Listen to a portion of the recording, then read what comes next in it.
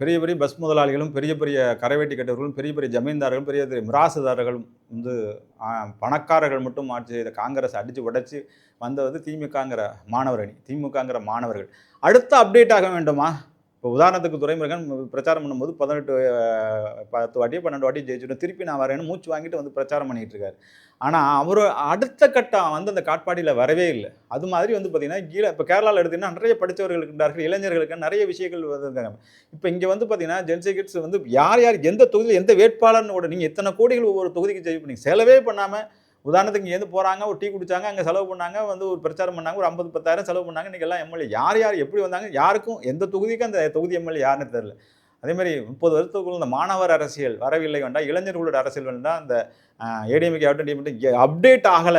Update ஆகி இந்த இன்னமும் வந்து இன்ஸ்டா இல்ல அடுத்த வாட்டி நான் தோத்தது வந்து Facebook, அடுத்த வாட்டி வந்து நான் ஜென்செட்ல தோத்துட்டேன். அத தோத்துட்டேன்னு தான் புலம்பிட்டு இருக்கீங்க ஒழிஞ்சு, காலத்தால் அப்டேட் ஆகல.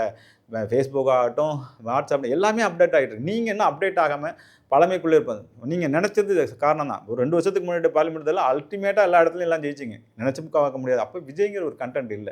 இப்ப இடையில புகுந்து யாருமே விஜய வந்து சரியான எதிரியாக நினைக்கவில்லை. அவருக்கு சரியான ஒரு பிரச்சாரத்தை பண்ணவில்லை. எல்லாருடைய ஃபோக்கஸும் பிஜேபி, ஏடிஎம்கே அப்படின்னு நீங்க 2 பேரும் தான் அடிச்சுக்கிட்டீங்களே ஒழிஞ்சு, இளைஞர்களுக்கு அந்த அரசியல் கல்வி என்பது இல்லை.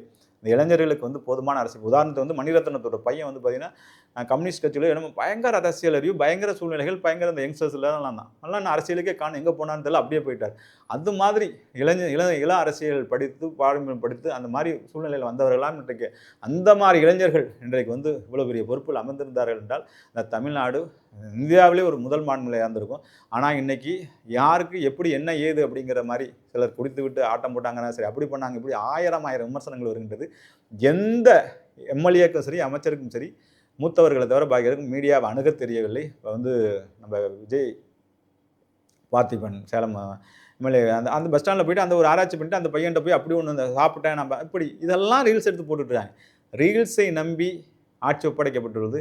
ரியல் ஆட்சி, வெற்றிகரமான ஆட்சி அமைக்கணும்னா, இளைஞர்களும், புத்திசாலிகளும் மீண்டும் அரசியல் களத்தில் வந்து இந்த இந்த அரசியல் சூழ்நிலை சரி செய்யவில்லை என்றால், அடுத்த 10 வருஷத்துல சிவகார்த்திகேயன், தனுஷும் தான் தமிழ்நாட்டை ஆள்வார்கள் ஒழிஞ்சு, அதுக்கப்புறம் இன்னும் புதுசா வந்த பிரதீப் ரங்கநாதன் தான் வந்து ஒரு அறிவார்ந்த சமுதாயம், அறிவார்ந்த சிந்தனையாளர்கள், சீமான் போன்றவர்கள் இன்னும் வந்து நிறைய கம்யூனிஸ்ட்ல அறிவார்ந்தவர்கள்லாம் இருக்கிறவர்கள், இது பெரிய சீமாஸ் போன்ற நிறைய அரசியல் பேசினவர்கள்லாம் ஒதுங்கி அதங்கி சட்டப்பேரவை வெளியில் உட்காந்து வேடிக்கை தான் பார்த்து கொண்டு இருக்க வேண்டும் நண்பர்களே.